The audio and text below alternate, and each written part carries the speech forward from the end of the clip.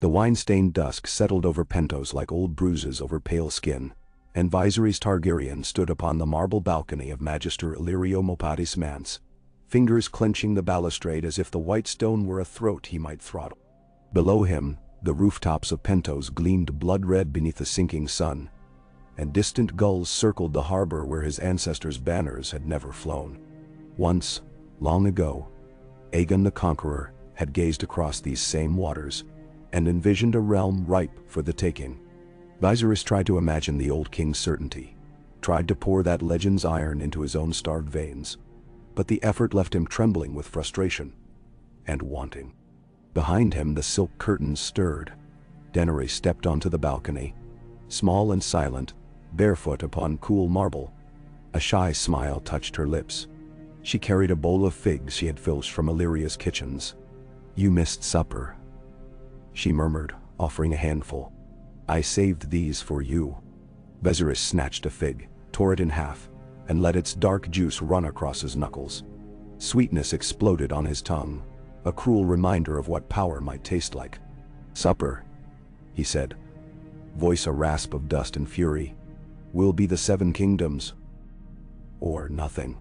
Daenerys, 14 and wary, nodded as if she understood. Perhaps she did. They had spoken of little else their entire lives. Crowns and iron, stolen thrones and promised fires. But when her lavender eyes slid toward the western sea, fear lingered there, subtle as storm clouds on a far horizon. He softened, not from kindness, but calculation. Dany's fear made her pliable, and pliable things could be forged. "Come," he said, gesturing. "You must learn this sight. Look upon the sunset until your eyes burn. That is where our kingdom lies." She obeyed, setting her bowl aside, resting thin arms on the balcony rail. Her hair, silver gold like his, caught the dying light and ignited. For an instant, Viserys fancied them both wreathed in dragon's fire, the last Targaryens reborn as living flame. He would need that image in the days ahead. "Illyrio swears the Khalasar gathers 3 days hence," he said. "Khal Drogo will feast in our honor. Then he will pledge his riders to my conquest, and we shall sail home with a horde at our backs." "Memto," Daenerys swallowed. "And the price?" "You," he said simply. "But only until I sit the Iron Throne. A small sacrifice for a crown." Her fingers tightened on stone. Viserys watched, cold and detached, as tears welled but did not fall. Good. Tears could be harnessed as well as fear. Below, torches flared alive along Pentos' eastern wall, one by one, a fiery serpent uncoiling into night. Viserys felt the heat of destiny on his face, or perhaps only wind off the summer sea. It did not matter. The Game of Thrones would soon resume, and this time, Viserys would be more than a pawn. This time he would carve his name across Westeros in Valyrian steel and dragon flame. Yet even then, he did not know the true price waiting in the dark. "Oh, the Khalasar gathered beneath a sky swollen with stars. Drums thundered like charging hooves, fires roared. Mares screamed, and the odor of horse sweat and spiced wine suffused the air. Viserys wore burnished copper armor Illyrio had commissioned, an echo of Aegon's own, though lighter and chased with gold filigree dragons. He imagined the weight as iron verdict. You will conquer, or you will die forgotten. Khal Drogo towered above his warriors, black braided hair draped across one muscled shoulder, bells chiming with each lazy, predatory step. When the Khal approached, the shouting mass fell into hush. Drogo's dark eyes studied Viserys, unreadable as the Dothraki sea. "Yorko Vaz," murmured the Khal, and a bloodrider translated. "He says you are small, but perhaps your dragons are large?" Viserys stiffened. Ignorant savages. They knew nothing of dragon lords. "My dragons are yet unborn," he declared in thickly accented Dothraki. He lifted the chest Illyria's servants had borne forward, black oak bound in bronze. Within nestled 3 fossilized eggs, swirls of deep green, cream and black shot with scarlet. But when they hatch, the world will tremble. The Khal's gaze lingered on the eggs. Then, slowly, Drogo smiled. "When my son is born, The Blood Rider translated. He will ride these dragons. Viserys' pulse hammered. Your son? My dragons are for my blood alone. Silence fell like a blade. Several riders fingered arrows. Illyrio stepped forward with sweating brow, muttering soothing phrases. But Viserys felt something hot coil inside, hotter than fear, hotter than caution. Rage. He belonged to a line that had burned Harrenhal, forged the throne of swords, and bent 7 kingdoms to heal. No Khal would claim his birthright. He took one step toward Drogo. I am Viserys of House Targaryen, the third of my name, he said in the common tongue, voice ringing across the firelit plain. The blood of the dragon does not kneel. The Khal's smile faded to flint. Dany gasped behind Viserys. Illyrio wheezed a warning. Somewhere a horse stamped, and then a bell chimed. The sound, slight and musical, quivered in the air. Drogo lifted a gauntleted hand, and the camp breathed again. He leaned close, so close Viserys saw the reflection of the flames in those dark eyes. Vejov, he murmured, a word Viserys did not know. Respect, the Blood Rider said at last. Drogo clasped Viserys' forearm, warrior to warrior. A roar erupted from the Khalasar, drums pounding anew. Viserys exhaled. He had played the game, and lived.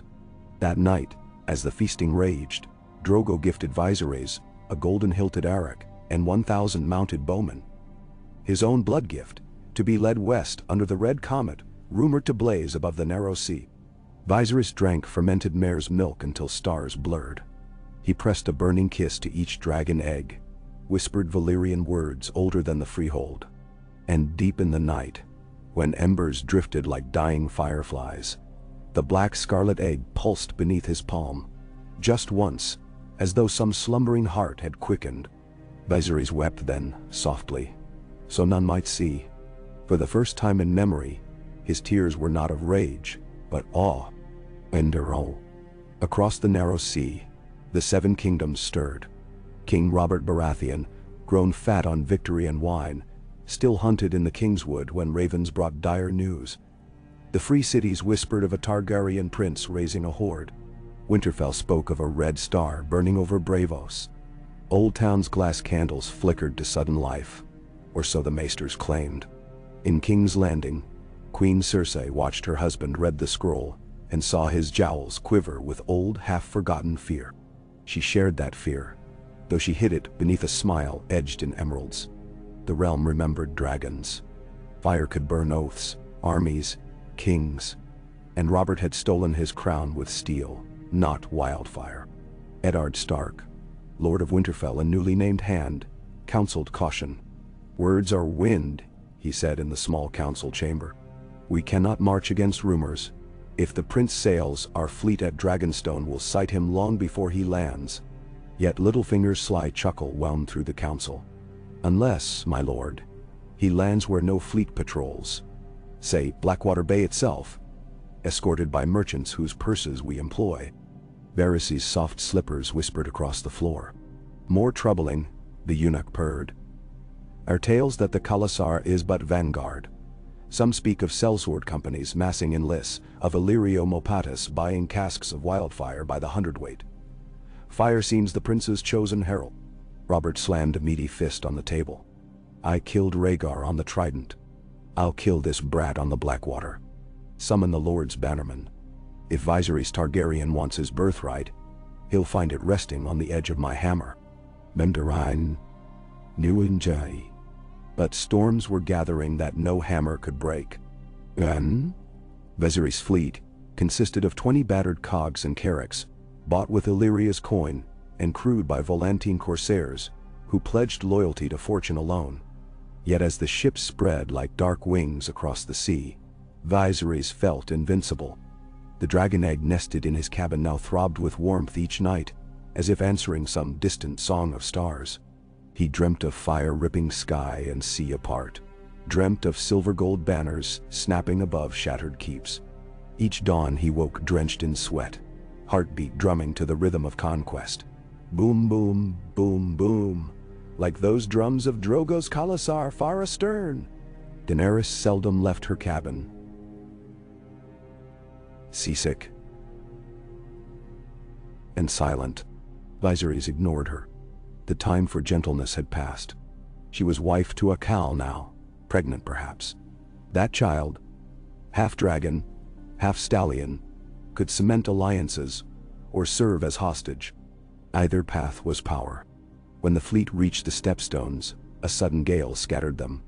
Viserys' flagship, Valerian's Fury, limped into Blackwater Bay with rigging torn, only 8 other ships in sight. But fortune favored madmen. A moonless fog swallowed the harbor, carrying the Carracks upstream unseen past the Red Keep-spiked promontory. By the time dawn burned away the mist, Targaryen banners crackled above the city's eastern docks, and 500 Dothraki screamers galloped through Flea Bottom, arcs flashing. Firepots hurled from catapults ignited slums already dry as tinder. Panic outraced the smoke. Small folk screamed Viserys' name as curse and prayer alike. Gold cloaks, half drunk or half bought, opened gates. When Sir Jaime Lannister led a sortie from the Gate of the Gods, a hidden cask of wildfire detonated beneath his column, turning half the King's Guard crimson-green. It was Illyrio's work, or Varys'. One could never be sure whose spiders spun which killing web. Viserys rode through the chaos on a white destrier draped in crimson barding. He wore no helm. The realm would see its king's face. Each street he claimed he renamed aloud. Joffrey's Cross became Dragon's Glory. Cobbler's Square, the Field of Flame. He charted a map of victory with each proclamation, and the city learned it by heart. But victory was not yet certain. Robert Baratheon returned from the Kingswood at a gallop, a half-day ahead of his vanguard. He burst through the mud gate with 20 knights, battered gold cloaks at their backs. In armor chased with black stag sigils, Robert brought the smell of rain and pine and boar's blood. Old ghosts of rebellion. Viserys met him on the charred remnants of Maegor's Holdfast courtyard, where dragon skulls once lined walls now cracked by time. The throne room doors lay broken. Inside, smoke coiled among melted chandeliers. Shattered ruby glass glittered underfoot. 100 corpses littered the aisles. Lannister, Tyrell, Dornish guards of the royal household. Fire flickered in guttering braziers, casting madness on every face. Robert dismounted, warhammer already wet with gore. A growl rumbled in his chest. "Begging's empty work, boy." He barked across corpses. "Draw your sword." Viserys drew bright steel. Illyrio's arak, curved and shining. "I offer crown, not mercy, usurper." They charged. Hammer crashed against arak, bone against sinew, oath against dream. Sparks flew like embers off dragonfire.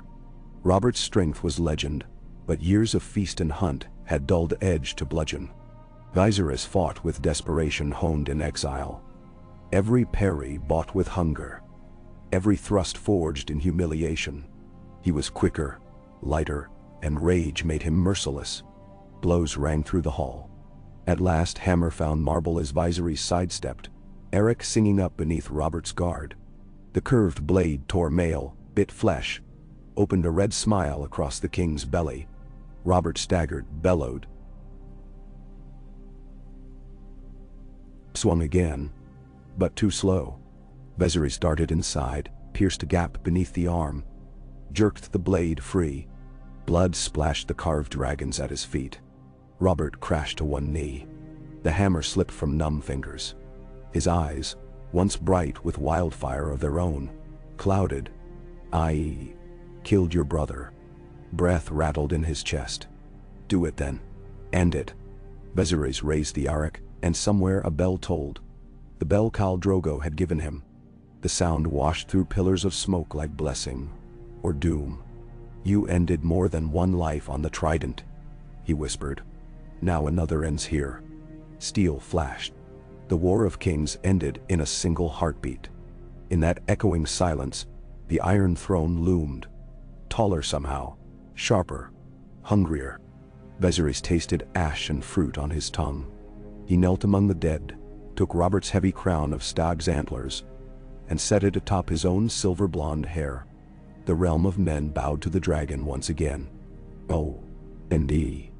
Yet conquering a throne is not keeping it. News of Robert's fall sent tremors north and south. Renly Baratheon slipped from the city hours before the gates sealed, riding hard for Highgarden. Stannis Baratheon sailed from Dragonstone with the royal fleet still loyal to him. Robb Stark, untested yet proud, marshaled bannermen in Winterfell. His father slain in the defense of a king he barely knew. Queen Cersei vanished with her children, rumored bound for Casterly Rock, gold and vengeance glinting in her wake. Viserys sat the throne on a night of storms. Thunder shook towers. The small council he forged from fragments. Varys, spared. Illyrio, raised to Master of Coin. Sir Barristan Selmy, found among wounded, sworn anew. Grand Maester Pycelle, trembling but alive. They knelt before the Dragon King, pledging fealty on blood-spattered tile. But outside the Red Keep, small folk whispered. A Targaryen had brought fire and foreign riders, had shattered their king beneath strange curved steel. Viserys sent gold cloaks into the streets with bread and wine, proclaimed pardons for all save traitors of high birth. Even so, fear lingered like smoke, and where fear lingered, rebellion could spark. Viserys needed a dragon, not merely sigils of one. In the black depths beneath the dragon pit, he lit pyres of fragrant resin and bone. He placed each fossilized egg atop coals and circled them with wildfire jars, gift of Alchemists' Guild, newly sworn to his cause. He spoke Valyrian incantations while maesters hissed heresy. Daenerys stood beside him, belly swollen now with Drogo's child, her own hands upon the green egg. Tears gleamed on her cheeks, reflecting emerald flame. At the apex of prayer, Viserys drew a dagger across his palm, letting royal blood hiss upon the coals. Flames roared skyward, kissed vaulted stone ceilings, painted ancient dragon murals in living light. Then the black scarlet egg cracked. A sound like shattering worlds echoed in the pit, and crimson coils unfolded, blind wings slick with fluid. A hatchling tumbled into blood and fire, writhing, squealing, alive. The world changed in that moment.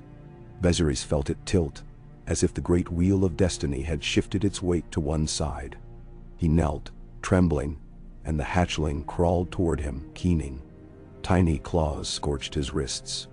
When it bit his thumb, sparks leapt. Pain mingled with ecstasy. "Balerion," he breathed, claiming the name of the Black Dread for this new terror. The other eggs cracked slower, dawn breaking after midnight. A pale cream dragon with golden eyes shrieked into existence. Daenerys cradled it, naming her Rhaella. Green and bronze scales split the third shell. Flames danced emerald bright upon wings as thin as secrets. Viserys named that one Viserion after himself, for even kings may be vain. 3 dragons lived, and Westeros shivered. In the north, direwolves howled beneath shattered moons. In the Reach, fields ripened overnight, and then withered beneath sudden frost. In the Riverlands, small folk dreamed of fire falling like rain. Viserys felt the pulse of that fear and drank it like sweet wine. And weeks passed. Barristan drilled gold cloaks into semblance of army. Illyrio filled coffers with coins stripped from Tyrell and Lannister vaults he looted by royal decree. Varys' whispers wove nets across castles and keeps, snaring ravens before they flew. And in the dragon pit, Balerion's wings grew strong. But storms gathered. Renly crowned himself in Highgarden with rainbow-cloaked knights. Stannis proclaimed himself rightful heir on Dragonstone. Lords declared for one stag or another. Smaljun Umber raided south. Hoster Tully called banners to River Run. No realm stays conquered while claimants draw breath. Viserys moved first. On a morning veiled in silver fog, the Dragon King rode Balerion above Blackwater Bay. The hatchling had trebled in size, yet remained barely larger than a warhorse. Still, its fire was true. They soared over Renly's host north of Bitterbridge, and when Viserys loosed the dragon's fury, green fire rained upon tents, shattering order, burning banners, melting armor. Knights scattered like ants beneath a kicked hill. Renly fled into smoke and vanished. Some said by assassin's hand, others by sorcery. Truth mattered little. His army broke along the Mander, and House Tyrell bent knee within fortnight. Next came Stannis. He sailed Blackwater Bay with 300 war galleys, proud and grim. Viserys answered with wildfire chained upon the tide. Flames turned water to emerald glass, ships to blazing pyres. Through the inferno, Balerian dove, screeching. Stannis' flagship cracked, swallowed by burning sea. Men leapt aflame, screaming. The Dragon King watched from the ramparts, face lit green, and in his eyes danced reflections of a throne secure. Yet even as he celebrated, rumblings rose from the east. Khal Drogo had crossed the narrow sea, drawn by tales of dragons and western crowns. 10,000 screamers rode under Kalaka Rhaego, son of Drogo and Daenerys, born swift as any storm stallion. Dany herself led them, silver hair streaming, child at her breast, fury in her heart. She had heard of her brother's triumphs and his bargains. Viserys felt the old chill then, the one carved by years of exile. Dany was not the meek girl he had cowed on Pentoshi balconies. She was mother of dragons in her own right, too, now grown to Balerian size. And the Khalasar followed strength, not bloodline. Still, he could not yield. The Iron Throne's blades bit his back, crown weighed his brow. Conquest demanded sacrifice. He met Dany on the Field of Ashes, southeast of Maidenpool, where wheat had burned under dragonfire weeks past. Gray skies brooded over charred earth. 2 dragons circled overhead, Rhaella pale and deadly, Viserion emerald bronze, while Balerion paced behind Viserys, smoke curling from nostrils. Khal Drogo sat astride a massive red stallion, Arak glinting. Tension coiled like bowstrings. "Brother," Daenerys called across the distance, voice strong. "You stole my child's birthright. Will you steal his mother too?" Viserys raised a gloved hand. "I forged what you squandered. I bled. I burned. I am king." "You are a thief of crowns," she said. "Release what you took, or face fire that does not spare blood of dragon." The screamers drummed Arak on shields. Viserys' knights tightened ranks, eyes darting skyward. He stepped forward alone, cloak of black and crimson snapping in cold wind. "Let the one true dragon rule," he said. And he opened his palm. A flicker of gold caught the clouded sun. A single bell, Drogo's gift, still tied to a lock of his silver hair. He sliced it free with dagger and let it fall onto burnt soil.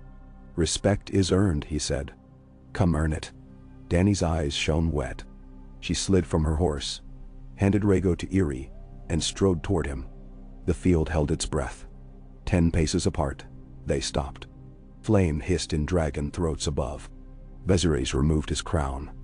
Antlers long melted into barbs of blackened steel, and offered it. "Share the rule," he said hoarsely. Dragon and dragon. The weight of years trembled between them. Dusty roads, hunger, fear, shattered promises. Dany lifted the crown, cradled its jagged rim. "Together then," she whispered. Bells tolled. City bells from distant King's Landing, ringing news of peace perhaps, or war anew. It mattered little. For that heartbeat, the dragon's blood flowed unbroken. But the Game of Thrones is cruel, and hearts are frail. A crossbow twanged from ranks of sellswords poorly bought. The quarrel found Daenerys' side, sharp and sudden. Her scream cut sky. Dragons shrieked and plunged. Chaos erupted. Viserys caught her as she fell, crown tumbling. Blood spread across her silk like blooming roses. Khal Drogo roared and charged. Knights met screamers. Dragons collided in midair, talons slashing, fire clashing, sky torn apart by thunder of wings. Balerion grappled Viserion, black smoke and green flames swirling. Rhaella dove, white fire scorching Viserys' men and Dothraki alike. Viserys cradled Dany, mind a whirl of ash. "Stay," he begged, pressing cloak to wound. Her breath fluttered. "You are dragon," he said. "Fire lives in you." Her violet eyes met his.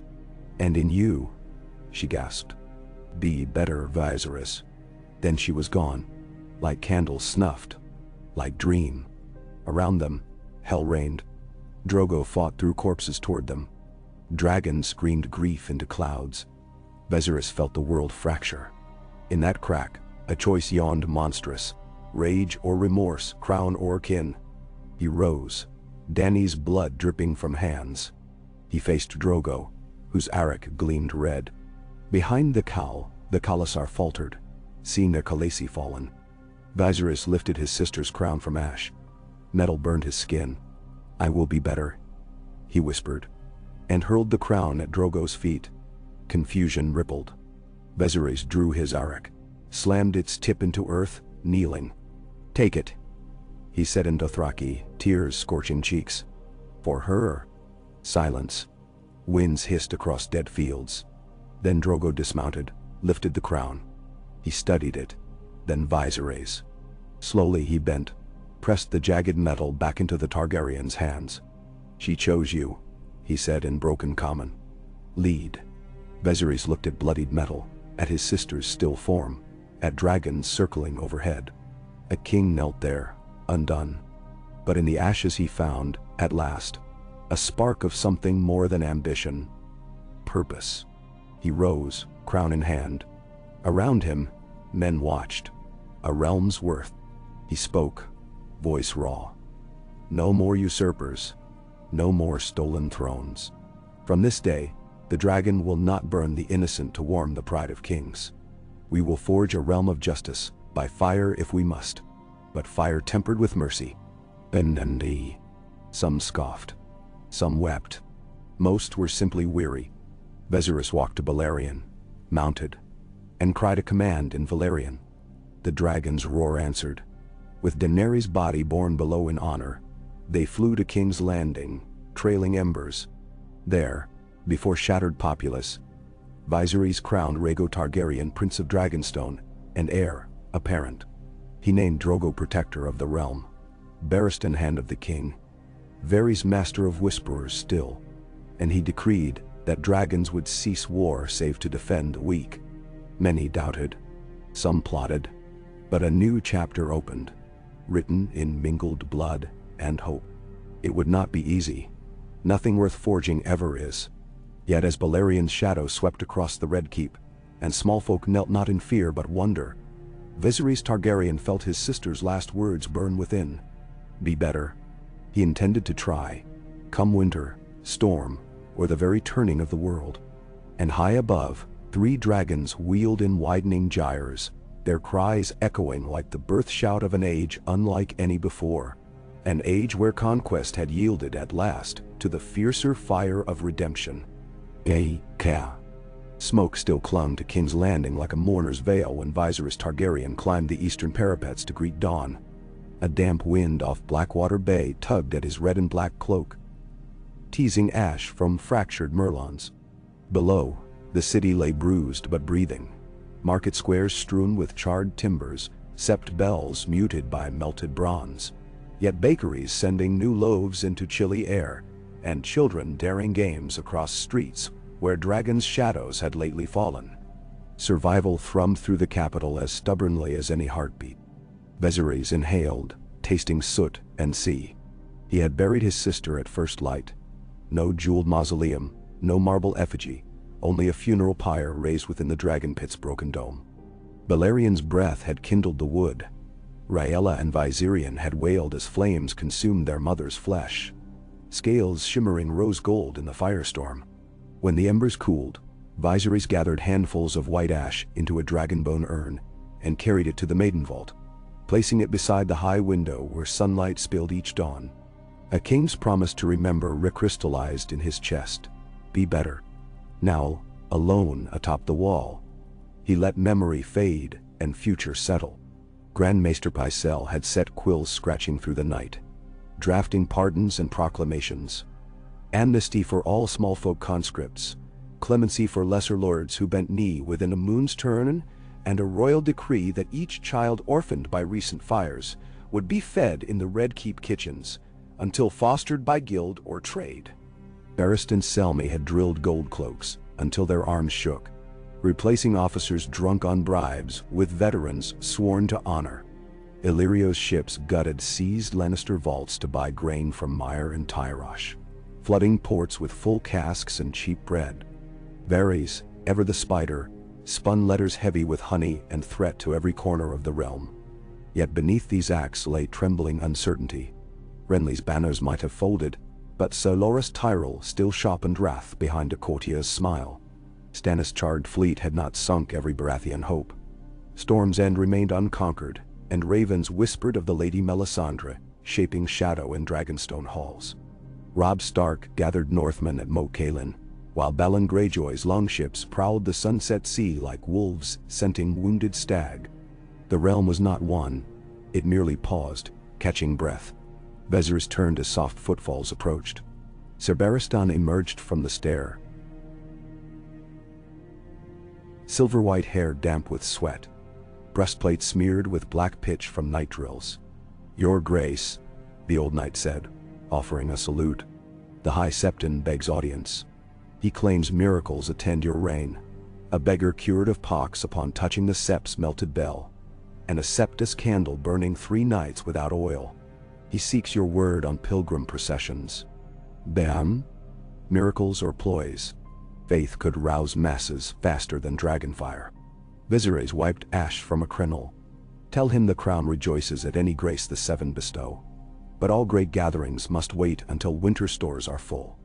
He may preach obedience, humility, and hope." He tasted the word, felt its weight. Hope will keep them through lean days better than promises of gold. Barristan inclined his head. "It will be done. There is more." Lord Varys reports movement along the Gold Road. A host under Lord Tywin approaches Casterly Rock. Their numbers swell daily. 5,000 swords at least. Many sellswords bought in Lannisport. So the lion curls behind its stone walls. Viserys' gaze drifted westward. "Tywin will not risk open battle until he measures my dragon's reach. Good. Let him count days while the realm mends. He may not sit idle, sire. Cersei yet lives, and Jaime Lannister recovers from his wounds. The Kingslayer thirsts for vengeance." "Menshau." Viserys' fingers tightened. Jaime's ambush in Flea Bottom had nearly severed the dragon line before it kindled. Jaime bleeds like any man. We cut his pride. Next we cut his cause. Summon Tyrion Lannister from the cells at dawn. If the imp can reason with his kin, we spare him a noose. "Wise, your grace." Barristan's austere features relaxed, almost approving. "And the matter of the Ironborn Reavers? Dispatch ravens. Remind Lord Balon his father knelt to my grandsire after the Greyjoy rebellion. If he raids while dragons soar, Pike will learn how fire and salt mingle. Offer trade charters if he obeys. Offer oblivion if he does not. Remember me." Barristan bowed and departed. Viserys remained, watching dawn ignite rooftops until gold chased ash from tiles. He traced the crenel's pitted edge, thinking of crowns and cost. A conqueror's work had just begun. Below, trumpets blared from the great gate. Another wave of refugees queued for bread. Septons guided them through soot-streaked streets. The king turned from sunrise to duty, descending stone steps 2 at a time. Eganawam. The throne room reeked of wax and burning cedar by midday. Tapestry crews patched gashes in ragged banners. Maesters measured melted pillars for replacement. Viserys sat the Iron Throne, its twisted blades warming beneath his leathers, and listened as Tyrion Lannister tottered forward in chains, flanked by unsullied imported from Astapor. The dwarf's blonde hair had darkened with grime. Purple bruises blotched one cheek, yet his eyes glittered bright as cut garnet. "Your Grace," Tyrion said, voice hoarse but steady. "I come a humbled lion, toothless and declawed. I trust you appreciate the value of such a pet." Murmurs rippled through the court. Nobles, sellsword captains, Dothraki Co., who still bristled in gilded vests. Viserys rested a sharpened hand upon the throne's arm. A lion kept may yet bite its keeper. He flicked eyes toward a steward. "Wine for the prisoner." A cup was born. Tyrion gulped, wiped mouth with chain-clinked wrist. "All creatures bite if starved. I prefer softer methods." My father sits within Casterly Rock's granite belly, counting dwindling coffers. Ziga would bleed you, assault, doubly. Yet one missive signed by me could loose enough gold to rebuild half your city, on condition my father bends the knee. He values Lannister blood above pride. Men now. And you trust him? Viserys asked. No, Tyrion said. But I trust gold to beckon him and fear to keep him. Show him fire, then show him the hunger of kings landing for coin. He will bow, hand over keys, and compose sonnets to your mercy. Laughter sprinkled the hall. Viserys considered.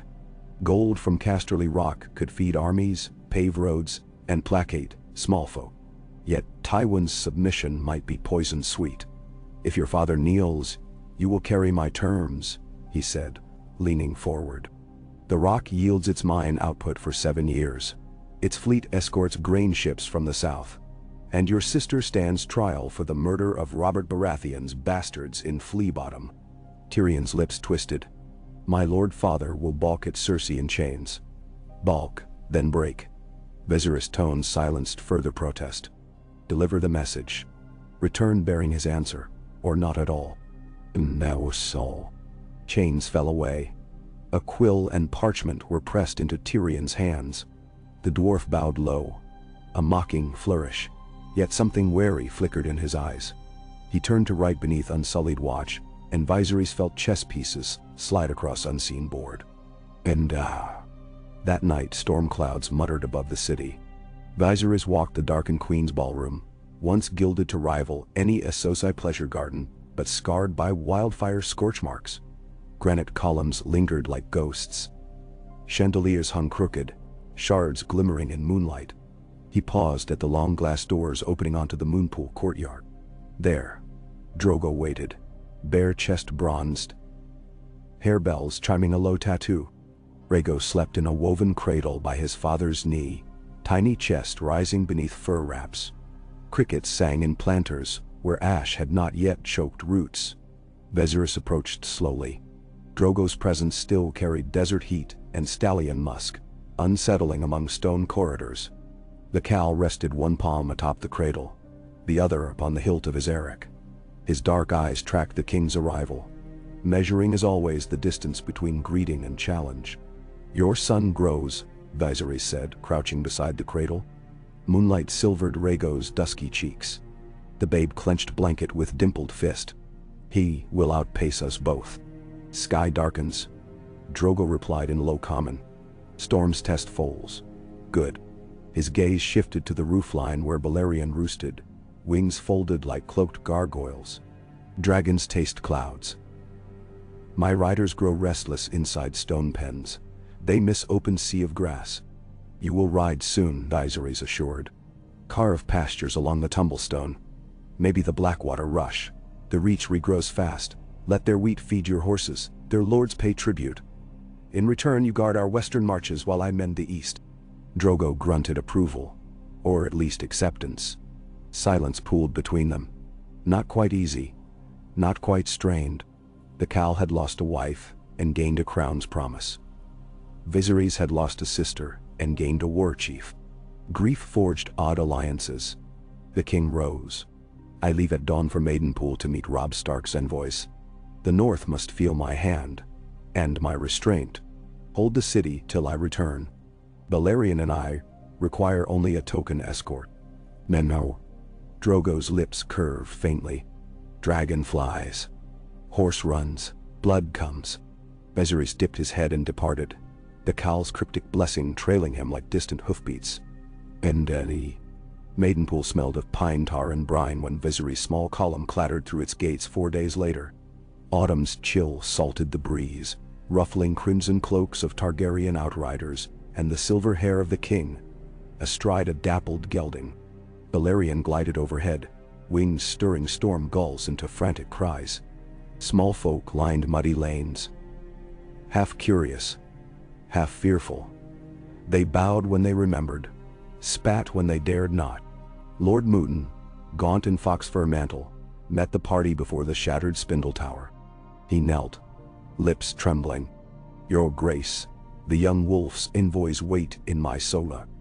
They bear peace terms, though their eyes hold flint. Flint cuts only arrogance, Viserys said, dismounting. Lead on. The solar glowed with hearthlight. 3 Northmen rose as he entered. Galbart Glover, tall and solemn. Meg Mormont, broad-shouldered beneath bearskin cloak, and Roderick Castle, whiskers bristling like corvid quills. They bowed stiffly. King in the north, Robb Stark, sends respect, Glover began, voice even yet edged. He regrets blood spilled between dragon and wolf, and begs safe passage for his father's bones, now lying unburied somewhere beneath your catacombs. Viserys gestured to a chair. No one sat. Eddard Stark died fighting beside Robert Baratheon, he said. But he served honor before usurper. His legacy deserves return. He met Glover's gaze. The bones will march north with full guard of unsullied once roads safe. In exchange, Robb withdraws forces past the neck and recognizes the sovereignty of the Iron Throne. Mage Mormont snorted. Sovereignty? The North bled to overthrow mad dragons. We will not bow again so soon. Then he chooses war, Viserys answered softly. Upon a realm already cracking. Winter approaches. The wall sends ravens of dead men walking. My dragons grow but cannot watch every causeway. Better we stand together than feed on each other's corpses. Then Roderick Castle stroked mustache, troubled. You speak of white walkers? Tales to frighten children? No tale. Viserys drew a rag-wrapped bundle from his belt, unrolling a blackened shard of ice-cold bone, glimmering palest blue. A ranger of the Night's Watch slew a creature near the fist of the first men. My ravens bring proof. Frost hissed upon the floorboards where the bone touched. The envoys stared. Glover's throat bobbed. If threats so dire, why march armies south? Viserys' gaze burned. Because unity demands respect. Robb Stark may keep his title, Lord of Winterfell, Warden of the North, not king. One crown sits the realm or kingdoms die divided. Help me seal wounds and I send dragons to the wall when spring melts passes. Silence stretched, taut as bowstring. At last, Castle nodded slow. We will carry your words, and the bone.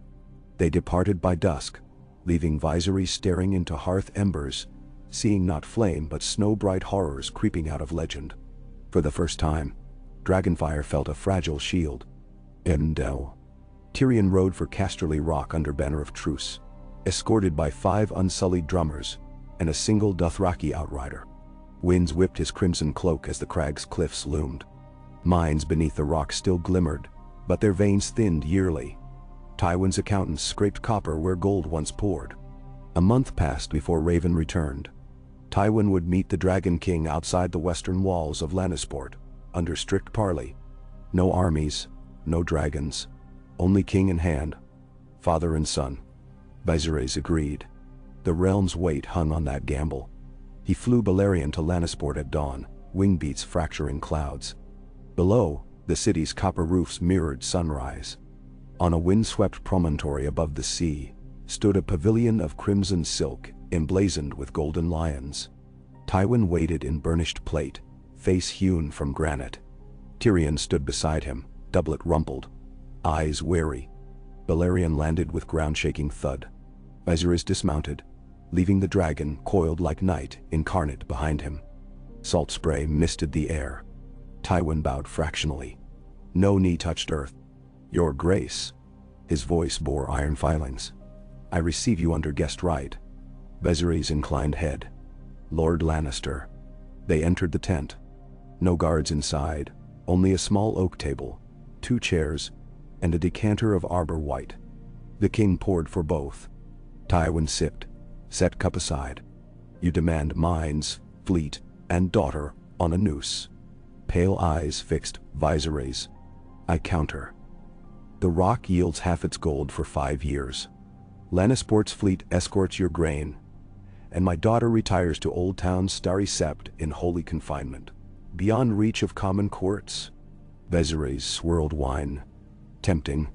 But crimes remain. Cersei plotted bastards' murders, ignited riots, armed footpads. Justice feeds the realm, my lord. Then Justice. Tywin's mouth thinned. or vengeance for a brother slain on the trident. Robert Baratheon chose bloody roads. Your sister chose dragons. My child chose survival. I choose kingdom, Viserys answered. Prove the rock's loyalty. Bend knee in full view before your city. Pledge your swords, your coin, your counsel. Then Cersei may live, shaved of gold and title, within sept walls. I require her contrition, not her corpse. Nembiram sat. Tywin's eyes flickered at the edge of concession. Pride waged war with pragmatism. Tyrion watched, breath held, as if the world pivoted on his father's next exhale. At length Tywin stood, unsheathed his longsword, and reversed it, offering hilt first. House Lannister submits to House Targaryen. We will be your sword and purse while honor guides your hand. Viserys accepted the blade, its balance perfect. He touched steel to Tywin's brow. Rise, Lord Paramount of the Westerlands, Warden of the West, sworn to uphold dragon and realm. He returned the sword. Outside the pavilion, trumpets blared. Thousands witnessed the lion kneel to the dragon, their roar swallowed by surf. Tyrion exhaled, shoulders sagging. Viserys caught his eye, nodding once. A dangerous friendship germinated there, sapling rooted in mutual need. Enderal. Back in King's Landing, relief kindled through taverns and castles alike. Grain ships sailed unmolested. Gold clinked in overflowing coffers. Masons repaired the dragon pit's dome. Bakers opened new stalls along the street of flour. Children sported wooden dragons on sticks. The king walked the markets disguised in plain wool, listening. Hope flowered, fragile yet sweet. But far beyond warmth of hearth and coin, winter sharpened claws. At Castle Black, Lord Commander Jorah Mormont penned plea after plea. Villages north of the wall stood silent. Rangers vanished beyond the frostfangs. Blue-eyed corpses stalked moonlit forests. Ravens flew south but seldom returned. The murmur of the dead grew persistent as drifting snow. Viserys convened his council under the Red Keep's refurbished dome. Tywin attended in red velvet, Dornish emissaries in orange silks, Brienne of Tarth, newly sworn to the Kingsguard, in white. Maps spread across the table like old wounds. We march come spring, Viserys proclaimed. Dragons fly north with 2 legions, one of Unsullied, one of Dothraki light horse adapted to snow. The crown funds granaries along the King's Road. Storm's End and Highgarden provide engineers to fortify Moat Cailin. The wall must hold until we arrive. Tywin tapped the map. To march, we need calm in the south. Dorne itches for payback after their princess burned in wildfire during the sack. Offer Prince Doran his long-sought trial for Elias killers. Place his son as ward in King's Landing. A hostage for peace, but honored. Mender see. Varys steepled fingers. And the faith, your grace. The High Septon stirs crowds with whispers of dragons reborn as portents of judgment. Anointing ceremony would appease devout hearts. Viserys nodded. We will stage a grand coronation at the great sept of Baelor. Crown blessed by 7, dragons bowing before altar. Let the small folk see fire kneel to faith, not consume it. Then the wine narrow. The council dispersed, tasks assigned. Illyrio lingered last, rolling a ruby the size of a thumb knuckle across plump fingers. Magister, Viserys said, you have served loyally, but whispers claim you profit thrice from every coin you spend at my behest. Illyrio's jowls quivered indignantly. I am but a humble servant. The king's gaze cut like Auric steel. Humble servants declare accounts before their king. Deliver ledgers by week's end. Theft from crown is treason. Illyrio bowed low, sweat beading. As you command. And winter's first snow dusted King's Landing when Cersei Lannister arrived under escort. Shaved bald beneath a gray septa's hood, crowds jammed the capital streets, some jeering, others pitying as she climbed red-carpeted steps to the great septai. Inside, Tywin waited expressionless. Tyrion watched, wine cup trembling in small hand. Cersei bent knees before the High Septon, reciting written confession. She had ordered death of royal bastards, bribed alchemists, and fed riot through slander. She begged the Seven for mercy and the Dragon King for clemency. Tears streaked hollow cheeks, yet her green eyes smoldered hatred. Viserys sat upon a simple oaken chair. No swords, only carved dragons entwined. When confession ended, he stood. "You sought to guard your children with blood and flame," he said. "Blood answered blood. Flame answered flame. Now mercy answers both. You will dwell in the starry sept, your children fostered in Casterly Rock under their grandsire's gaze. You may see them yearly if you pray humbly and speak no treason. Defy these terms and dragons will fly." Cersei's nails dug crescents into her palms. Still,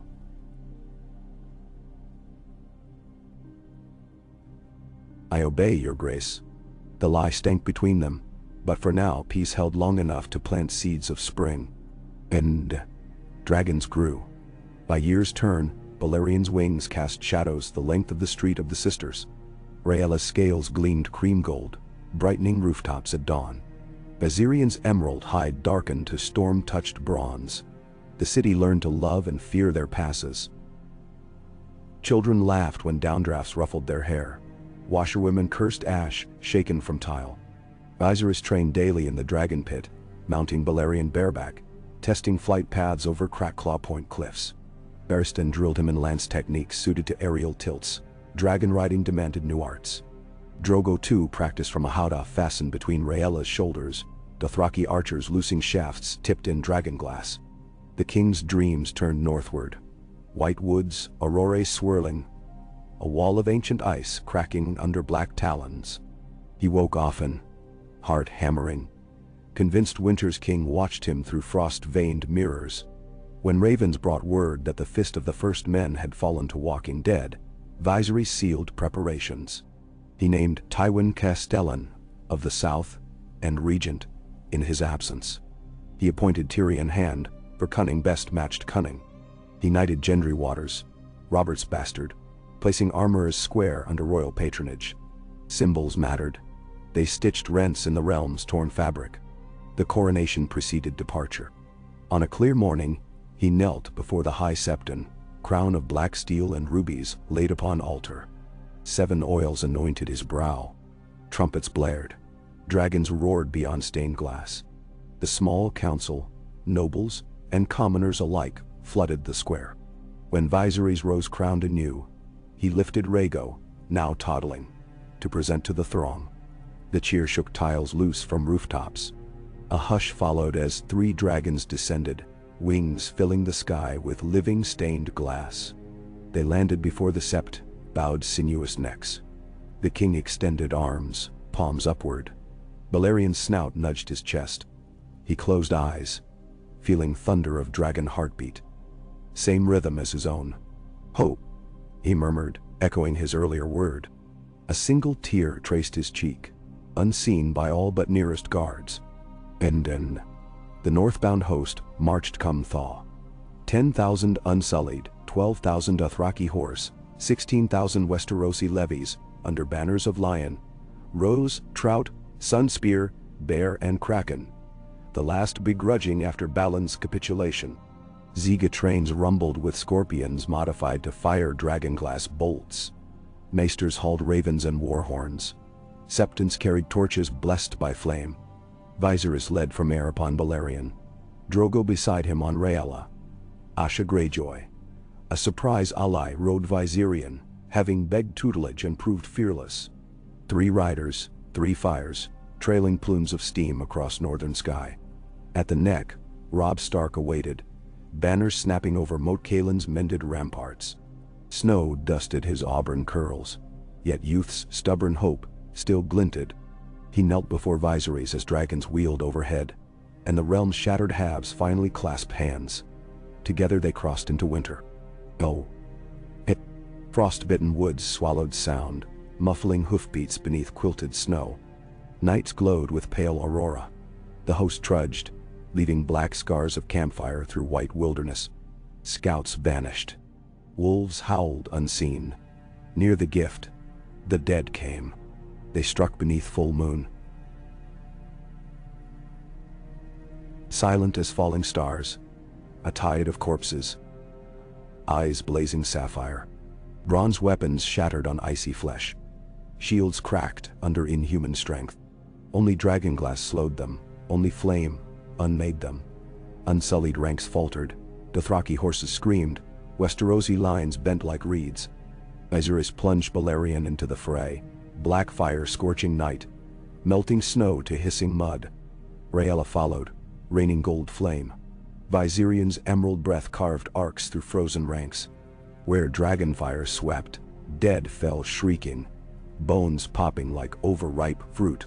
Still they surged, from ravines, from frozen rivers, from barrow mounds, and amidst them strode towering shadows. White walkers astride skeletal elk, armor shimmering hoarfrost, blades swirling starlight. One lifted its spear toward Balerion, and a shard of living ice lanced skyward. The dragon shrieked, veering. Viserys felt a sting as blue fire seared his calf through leather. Robb Stark rallied men beneath Winterfell's ancient wolf banner. Tyrell knights formed wedges, Lannister crossbows sang Katpei. Yet the dead pressed, relentless. Viserys landed behind faltering lines, sword gleaming red with reflected flame. He fought beside bare-cloaked Mage Mormont, trading steel for dragonglass daggers, hacking limbs that crawled on despite wounds. Around them men died, rose again, died anew under flames. Then the horn sounded, 3 blasts rolling like thunder. From darkness northward swept the Night's Watch, black cloaks billowing, torches flaring. At their head rode Jon Snow, bastard-born yet commander in all but name, long claw shimmering pale. His arrival broke dead ranks long enough for unsullied pikes to steady. Jon fought to Viserys' side, hair matted, face streaked soot. "Your Grace," he panted, eyes wrung with exhaustion. "The walkers drive whites from an ice lake beyond. Their king stands atop a ridge. We must strike there or this swarm renews each night." Viserys glanced skyward where Balerion circled, flame guttering low. Dragons tired, night deepened. "We end him now," he said. He signaled Drogo and Asha. 3 dragons stooped toward the ridge. Snow howled in blinding sheets as they climbed. The Night King appeared, taller than Tails, crown of frozen horns, pale blade reflecting Aurora's dance. He watched dragons approach, lifted arms. Lightning crackled across clouds, frost storms swirling. Viserys urged Balerion into fiery dive. Black flame burst, but wind turned it aside, scattering embers. The Night King hurled spear of crystal and ice. It grazed Rhaella's wing, gouging scale. Drogo roared defiance. Again they wheeled. Again flame found only air. Viserys sensed fear creeping, old as exile. He remembered Daenerys' final words, "Be better," and knew fear would not win. He guided Balerion lower, talons skimming snow. "Now," he whispered. Jon Snow and a dozen rangers erupted from a hidden cleft, dragonglass-tipped spears leveled. While the Night King's gaze fixed upward, they charged. Viserys banked Balerion, flame strafing the ridge's flanks, carving walls of glassy slag that penned the walker. The Night King turned too late. Jon's spear drove through the icy armor beneath its ribs. Blue light flashed, blinding, roaring. Crack like thunder rent sky. The crown of horns shattered, shards singing across frozen waste.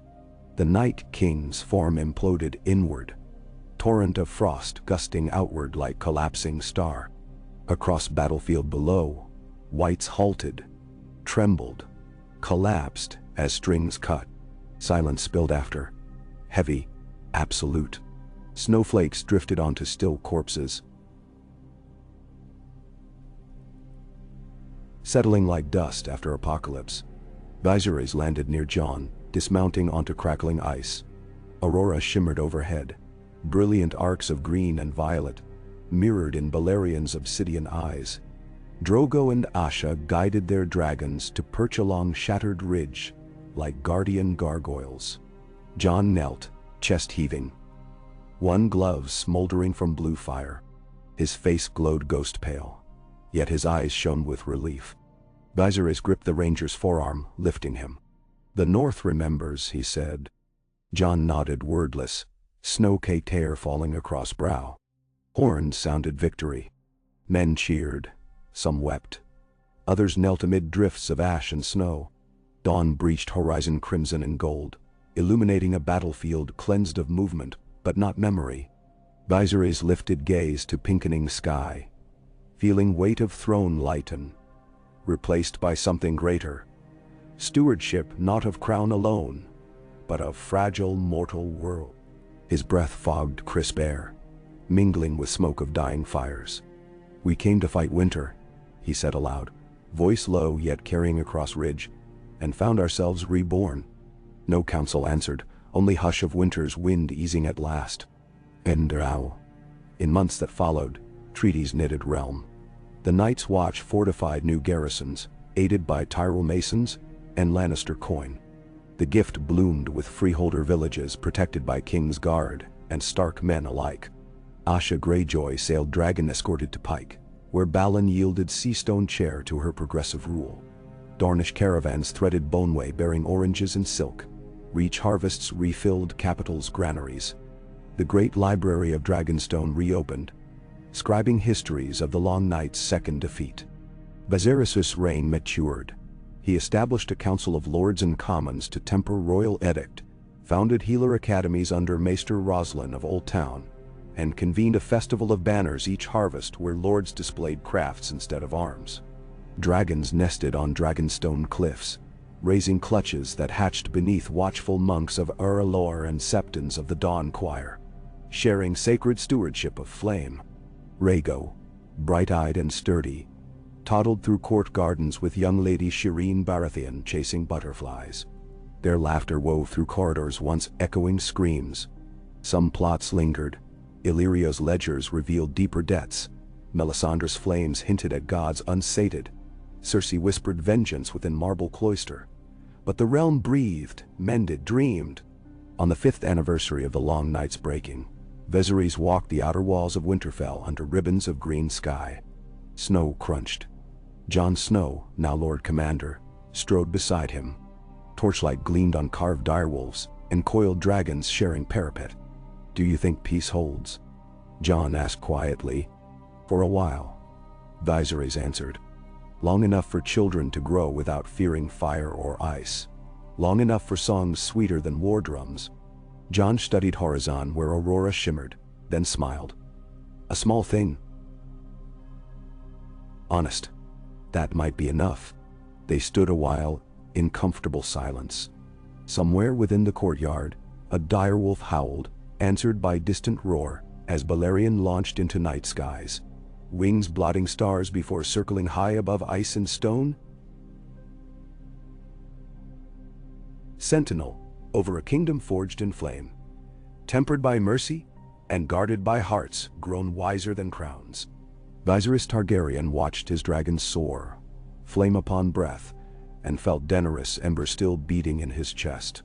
He touched the scaled pommel of his sword, brother to throne's blades yet unblooded since winter's war, and whispered promise to Night Wind, "Be better, still." In the hush that followed, the age-old wheel of destiny paused, creaking, as if considering whether to turn again, or to rest a while, upon the fulcrum of hope hard won. A.K. Frost cracked like thin glass beneath Viserys' boots as he paced the Godswood courtyard of Winterfell, snow drifting in quiet curtains from bare weirwood branches overhead. The heart tree's face, bleeding red sap that steamed against the cold, watched him with solemn indifference. He paused, breath a plume in the air, to rest gloved fingertips on the rough ridges of living bark. Somewhere deep inside the ancient bowl, he fancied, his sister's ashes stirred, carried by a northern wind all the way from King's Landing to cling to every coil of dragonfire and whisper. "Remember." The notion steadied him. It was nearly midnight. Wolves howled far beyond the walls. Inside the keep, visiting lords snored beside hearths that crackled with spruce and birch. Rhaego slept in the solar above the great hall under Old Nan's vigilant eye, and Drogo walked the battlements with Ghost at his side. a silent companion now half wild. Jon Snow had taken the watch for the first sleepless hours, but Viserys had insisted on relieving him. "A king must learn the language of dark alone," he had said. Jon only nodded. He spoke that language too well. Viserys closed his eyes. Even here, in stillness, he felt the pulsing tether that bound him to Balerion. A slow thunder in his chest, matching the dragon's own respiration, as if man and beast shared a single enormous lung. Balerion roosted on the broken gatehouse of Winterfell's outer wall, folded beneath layers of drifting snow, and yet the great creature never truly slept. Scales hummed with latent heat, melting each fresh blanket of white to swirling hisses of mist. A crunch of footsteps sounded behind him. He turned, hand brushing sword hilt, but relaxed as Tyrion emerged from between skeletal apple trees. Fur-lined cloak cinched tight, golden lion brooch winking under the pale moon. "Couldn't rest, your grace?" Tyrion's breath plumed like pipe smoke. "Neither could I." Northmen snore with astonishing enthusiasm. I swear Galbart Glover's nasal resonance shook a candle from its sconce. Viserys managed a tired smile. "The wind of the north sings through their bones." "Wind, yes. One hopes it carries no more walking corpses. I still see them every time I blink." Tyrion rubbed gloved hands together. "But I didn't come to recount nightmares. I bring news." A raven from King's Landing arrived an hour past. Varys writes that the High Septon has fallen ill. Fever fits, some claim poison. And the faith militant, reborn under those devout fools in Old Town, marches toward the capital. The king's pulse quickened. How many? 5,000 sparrows, perhaps. Poorly armed but fervent. A few hundred warriors' sons in mail with 7-pointed stars, lances bright and eyes brighter. They believe your dragons are abomination, punishment for mortal sin. And they think the Red God's followers inside the city, thanks to that red woman you exiled to Dragonstone, open doorways for demons. Viserys exhaled a white ribbon. "Fanaticism is a dragon we cannot tame. Barristan's garrison should contain them." Tyrion raised an eyebrow. "We stripped the city of half its gold cloaks to feed the march north. A mob with torches needs no steel to upend order. Tywin writes that he can dispatch 2,000 Westermen, but only if Casterly Rock's neutrality regarding Dornish wine tariffs is guaranteed for the next 3 years." "No," the king snorted. "He bargains while the realm teeters. Typical lion." His gaze slipped to the weirwood's carved face, eyes bleeding. "I'll draft response by dawn." Tyrion stepped nearer, voice low. "There's more, I'm afraid." Varys intercepted whispers out of Volantis. "The Triarchy regathers after their last collapse. They've minted a new admiral, Triarch Ormolin, cousin to the late Archon of Volantis. Word is he courts the exiled elephants and tigers both, promising spoils if they unify to seize the Stepstones again. Maybe even Dragonstone. Essos has not forgotten 3 dragons torching their slaving fleets. Men or so." Viserys' teeth clenched. "They dare while winter still bites. The world spins greedily when dragons' backs are turned." Indeed. And Illyrio, ever resourceful, seems to be selling the Triarchy casks of Lysine wildfire in secret. My informants uncovered forged seals on his ledgers. "He grows bolder." Lightning crackled behind Viserys' eyes. He had warned a Pentoshi Magister once. A second slight demanded a sharper lesson. "Send Raven to sell me. Illyrio is confined to his manse until I return. His assets in the free cities are seized. If we find evidence of treason, we try him in the dragon pit." He shook head. "Gods, Tyrion. After the Night King fell, I thought we'd earned a season of peace." "We did," Tyrion replied softly. "And peace, like any luxury, drives up its own price." He glanced around the still wood. "You'll have to raise taxes. Grain for the gift, dragonglass mines in Skagos, the Citadel's demand for more charters, silver drains fast, and war in the south, or across the narrow sea, will drain thrice. Then, raise tariffs on spices at Gulltown. The Taroshi galleys have profiteered enough. And reopen the Crown Land's silver mines near Maidenpool. The veins aren't exhausted, only dangerous. We'll send dwarf-sized miners with extra pay and thicker helmets. Tyrion chuckled. I suspect that was a jest, but I'll pin it creatively. His smile faded. One last matter. Cersei died. A raven from Old Town states she's vanished from the starry septi. 2 warriors' sons found strangled, keys missing. The Tyrells deny involvement. Then now on to war. Viserys closed eyes. A memory flickered. Cersei kneeling in penitent gray, jaw clenched like a bear trap. He had spared her life. Now she fled into chaos. Issue warrants, dead or alive. Her flight will only embolden the faith. And Tyrion, be wary yourself. The dwarf swept a bow, exaggeratedly low. My personal specialty. Survival. He turned, limped toward doors, voice drifting behind. Try to sleep, my king. Dawn won't bargain with these problems. It will simply add its own. Then? Viserys watched him disappear, then sank onto a stone bench, arms around knees. The wind whispered through the pines beyond the wall, sounding disturbingly like distant flapping wings, yet not dragon wings. Something older. He stared at the weirwood's crimson tears until his own eyes burned. And now? And dawn stained the sky rose pearl when Ravella Tarth, acting captain of the Queen's Guard in Barristan's absence, led an escort through Winterfell's courtyard to the armory. Armorers hammered new dragonglass arrowheads. Blacksmiths quenched swords in steaming snow. Ravella's presence stirred ripples of respect. Tall, copper-haired, steel-blue eyes under a helm chased with a 7-pointed star. She requested immediate audience. Your Grace, she said once inside the Great Hall's antechamber, removing her helm. A rider from White Harbor galloped through the night. 3 Marish galleys flew banners of the Fiery Hand and attempted to land sellsword companies near Widow's Watch. Manderley's fleet drove them back, but reports claim they bore crimson sails and catapults primed with some bright green liquid. His lords fear wildfire. Then? Viserys' stomach nodded. Green flames in northern waters. Illyrio's wildfire. He faced the map table, candles guttering under his breath. Tell Lord Manderley to double his harbor chain. Send Asha with Viserion to patrol the coast. If those ships return, burn them before they unload a single man. He tapped the shivering sea.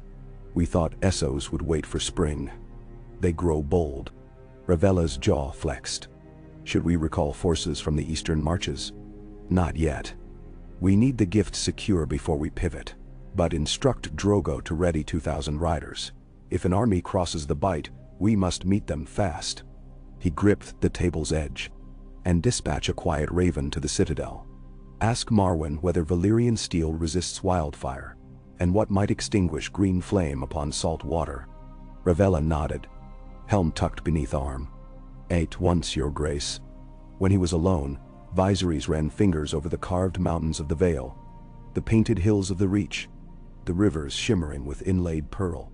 The realm he fought to mend was fragile, a mosaic of grudges sealed with quick dry mortar. All it took was one fanatic mob, one sellsword fleet, and cracks would spiderweb again. He whispered, Daenerys, guide me. Somewhere far above, beyond rafters, Balerion rumbled an echoing chord. Enderwand. Midwinter's next moon rose coal red. Under its eerie glow King's Landing boiled as the faith militant arrived. And Viserys, 300 leagues away, felt tension spike each time ravens battered northern rookery windows. The first bird spoke of sparrows camping at the city's field of arbalesters, preaching from makeshift pulpits. The second carried news that Tywin's promised Westermen were delayed by snowdrifts in the Golden Tooth Pass. Delayed, or perhaps intentionally slow. The third raven brought panic. The warriors' sons had stormed the Purple Gate, overwhelmed a cluster of gold cloaks, and seized the outer sept precinct, shouting, Fire is fever. Fever is sin. The High Septon, delirious, was rumored to have proclaimed Viserys Lord of Ashes and demanded his abdication before collapsing. Viserys slammed fist upon map table. Snow rattled from beams above. He summoned Asha via desperate raven to divert Viserion south with a company of Dothraki bowmen. Torch nothing, he instructed. Show force. Scatter zealots. Rally the city's fear to my side. He wrote to Tywin, accelerate your march or lose the king's favor. Faithless ground will be trampled. Meanwhile at Winterfell, Jon Snow convened his own council. Northmen argued that they must release southern levies to protect their distant homesteads. Spears were needed to guard barley stores, axes to fell trees for new settlers. If the king bled troops to the south, the dead things beyond the wall might find resurgence. The dragonglass mines near Skagos remained half-manned. Viserys balanced demands like flaming torches. He sent ravens to Lady Barbary Dustin, persuading her fierce Rills lancers to ride south in exchange for royal funding of a new ferry across the Fever River. He placated Tormund Giantsbane, now nominal free folk ambassador, by granting his people grazing rights along the gorge should they keep watch for undead stragglers. He even wrote to Stannis Baratheon, recovered from burn scars but alive on Dragonstone, offering lordship over Massey's Hook in return for dispatching his remaining fleet to guard the Blackwater Bay. Stannis' reply, terse as a drawn blade, accepted for honor. Each day,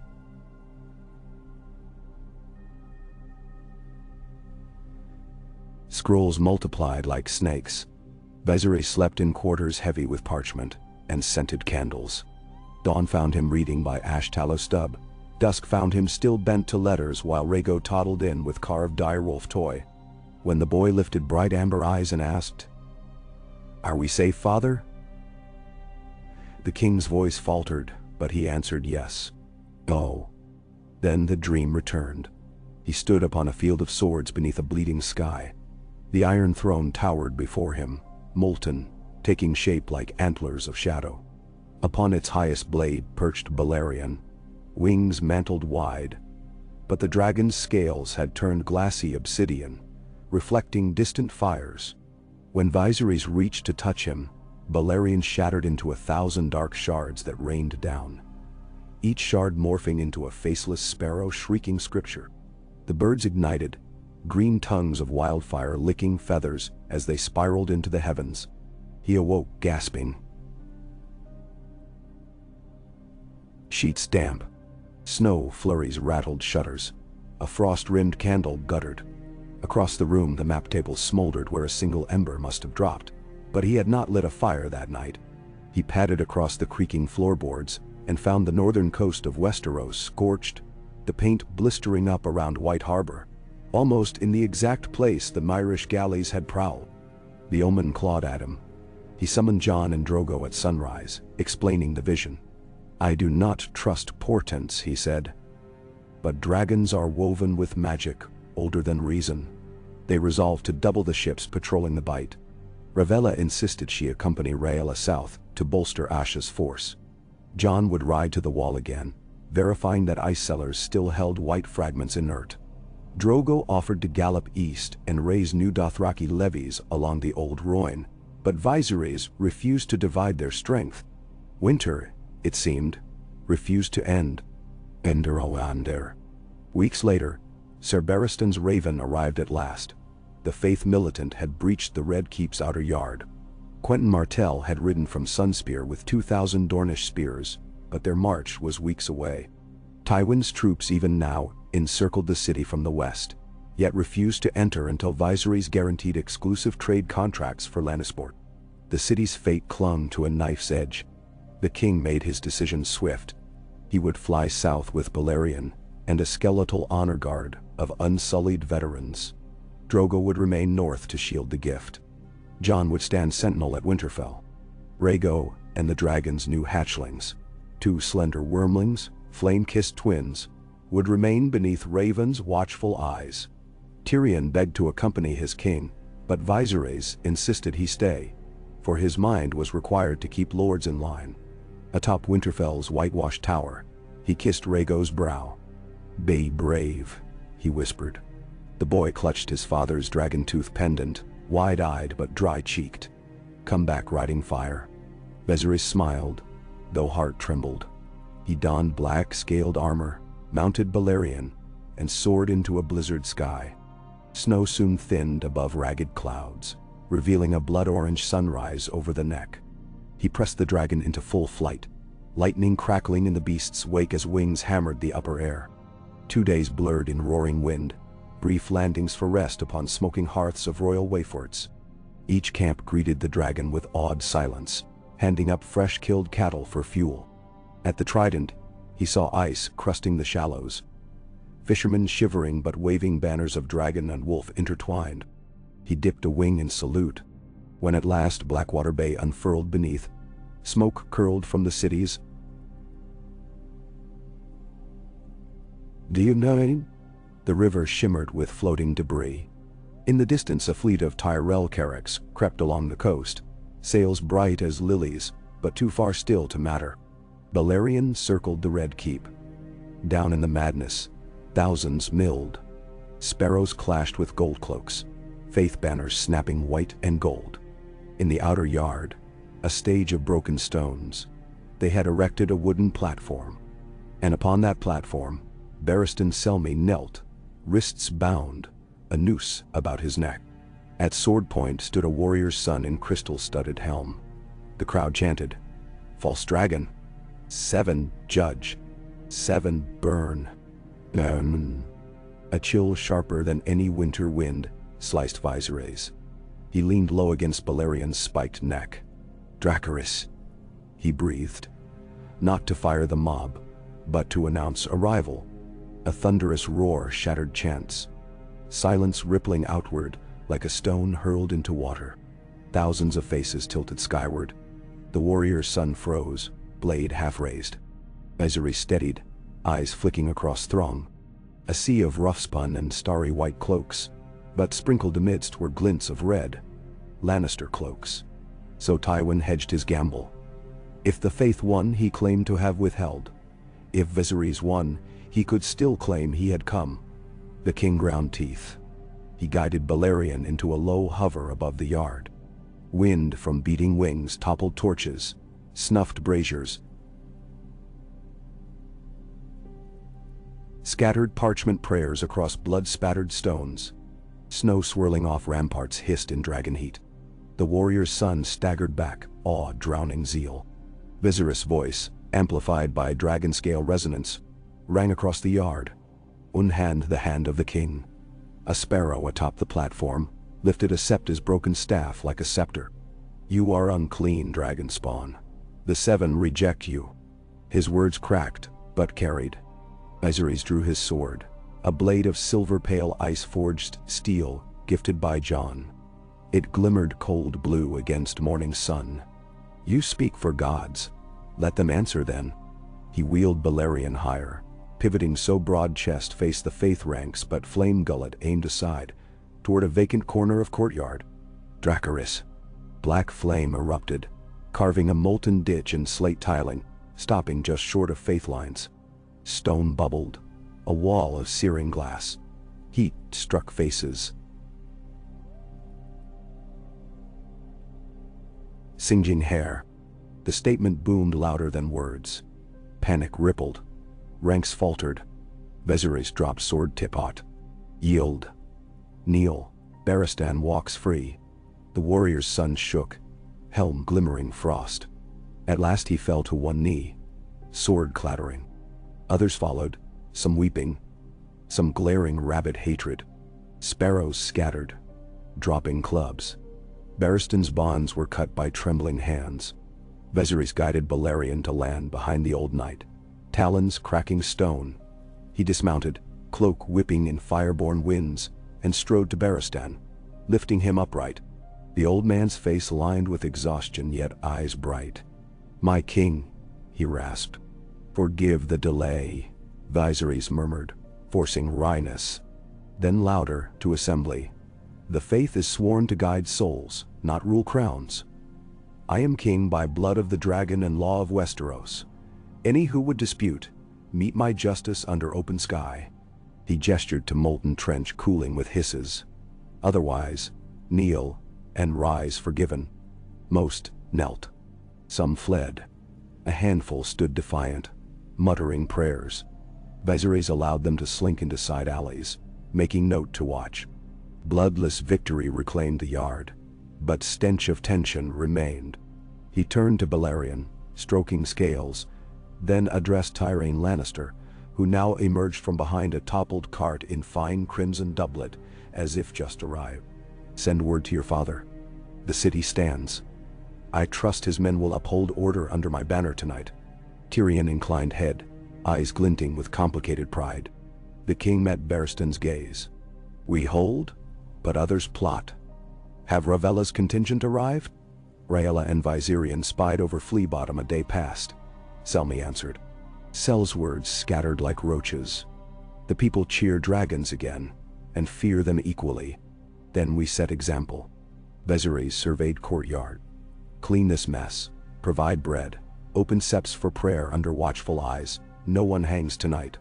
Selmy saluted, already barking orders. Above, clouds churned purple, promising more snow even here in the south. Viserys looked northward, beyond battered city walls toward unseen threats glimmering across seas.